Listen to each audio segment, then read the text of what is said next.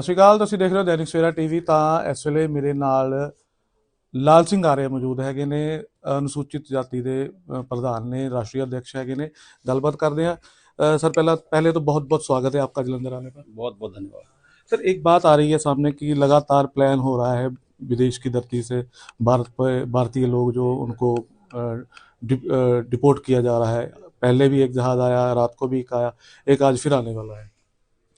मुझे लगता है ये मामला कहीं ना कहीं किसी भी देश के अपने निर्णय पर आधारित होता है और अमेरिका ने पहली बार नहीं, कांग्रेस की सरकारों के समय में भी और ऐसी बहुत सारी सरकारें भी, चाहे फिर भारत में भी हम लोग कह रहे हैं कि जो बाहरी लोग आ गए बांग्लादेशी उनको वापस जाना चाहिए, भेजना चाहिए, भेज रहे हैं, तो ये उनके देश का निर्णय होता है। और मुझे लग रहा है अमेरिका ने ऐसा ही निर्णय किया है।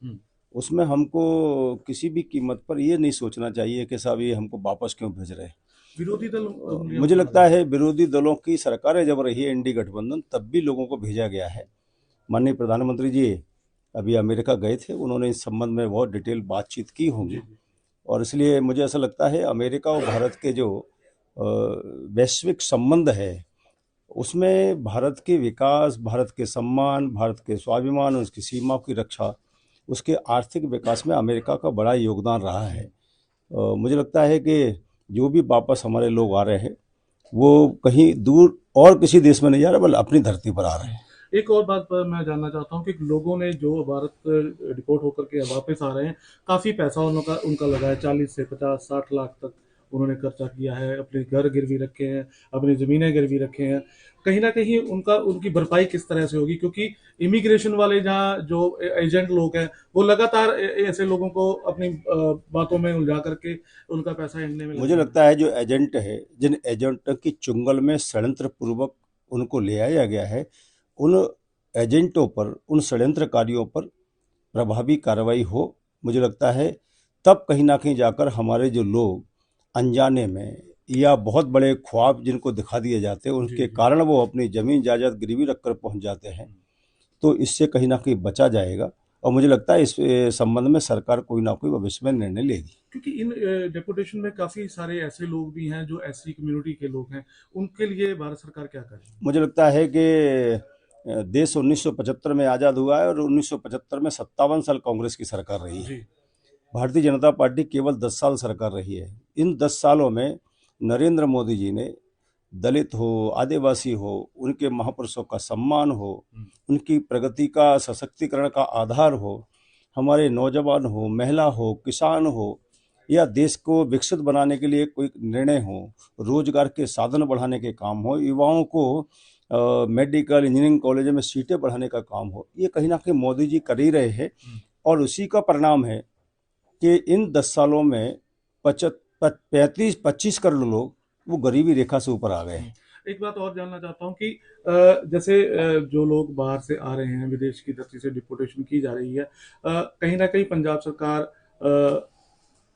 अपने जो पंजाबी लोग हैं उनकी बाह पकड़ रही है। क्या ऐसा हो सकता है कि केंद्र सरकार भी जो ऐसी कम्युनिटी के लोग हैं उनकी बाह पकड़े, उनका पैसा जो लगा है किसी ना किसी तरीके? मुझे लगता है आप पार्टी एक झूठ का पिटारा है, झूठ की मशीन है। उसका भंडा दिल्ली में फूट चुका है। पंजाब में भी भगवंत मान के नेतृत्व में अपराधीकरण बढ़ा है और तो और सुरक्षा चौकियों पर भी आक्रमण हुए हैं।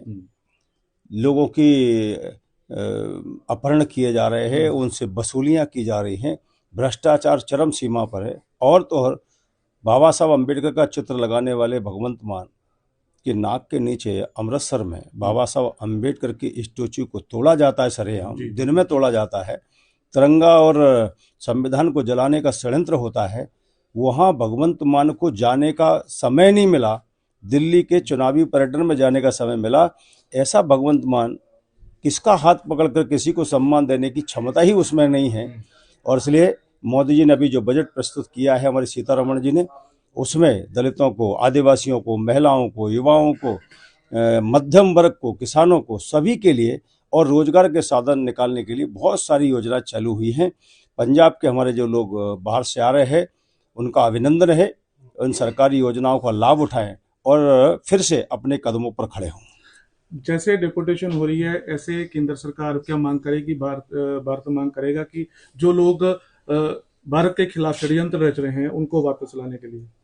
मुझे लगता है केंद्रीय मंत्री अमित शाह जी और माननीय प्रधानमंत्री जी के नेतृत्व में देश में जो भी षड्यंत्रकारी है उन पर एक प्रभावी कार्रवाइयाँ हो रही है। उसके कई परिणाम सफलता के रूप में अर्जित हुए हैं। कांग्रेस के समय में जो नक्सलवाद चरम सीमा पर था वो घटकर अब केवल 10-15% रह गया है, यानी कि 80 से 85% समाप्त हुआ है। बोडोलैंड, नागालैंड की जो समस्या होती थी, जिनमें झगड़े होते थे, निर्दोष लोगों को मारा जाता था, वो सभी समाप्त हो गए हैं और समझौते के तहत वो भारत की मेन स्ट्रीम में आने का उनका काम हो गया है। आने वाले समय में ऐसी कुछ चीज़ें होंगी, वो भी कहीं ना कहीं समाप्त करने का सरकार का संकल्प है। उत्तर प्रदेश में योगी जी के नेतृत्व में आप देख सकते हैं, अब वहाँ गुंडा नहीं है, अब शासन का राज है। लेकिन पंजाब में यहाँ अपराधियों का राज हो गया है, आम जनजीवन बहुत परेशान है। आखिरी सवाल है, जैसे विधानसभा दिल्ली के चुनाव में बहुमत मिला है भाजपा को, उसी तरह के समझा जाए कि 2027 का सेमीफाइनल है? दिल्ली के चुनाव में झूठ की हार हुई है, षड्यंत्रों की हार हुई है, विश्वास की जीत हुई है। मोदी जी के प्रति लोगों में जो गारंटी का विश्वास है उसकी जीत हुई है। आम जनता जो परेशान थी, झूठ से परेशान थी, उसने केजरीवाल सरकार के खिलाफ एक मत दिया है।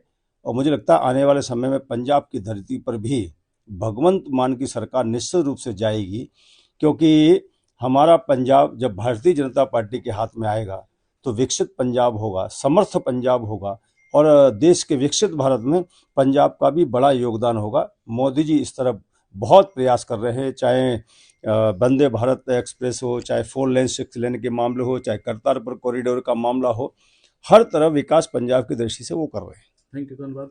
सो ਇਹ ਸਨ ਲਾਲ ਸਿੰਘ ਆਰਿਆ, ਜਿਨ੍ਹਾਂ ਨੇ ਦੈਨਿਕ ਸਵੇਰਾ ਨਾਲ ਖਾਸ ਗੱਲਬਾਤ ਕੀਤੀ ਔਰ ਹਰ ਇੱਕ ਸਵਾਲ ਦਾ ਬਖੂਬੀ ਨਾਲ ਜਵਾਬ ਦਿੱਤਾ। ਕੈਮਰਾਮੈਨ ਸੁਖਿੰਦਰ ਦੇ ਨਾਲ ਸੁਰਿੰਦਰ ਕੰਬੋਜ, ਦੈਨਿਕ ਸਵੇਰਾ ਟੀਵੀ, ਜਲੰਧਰ।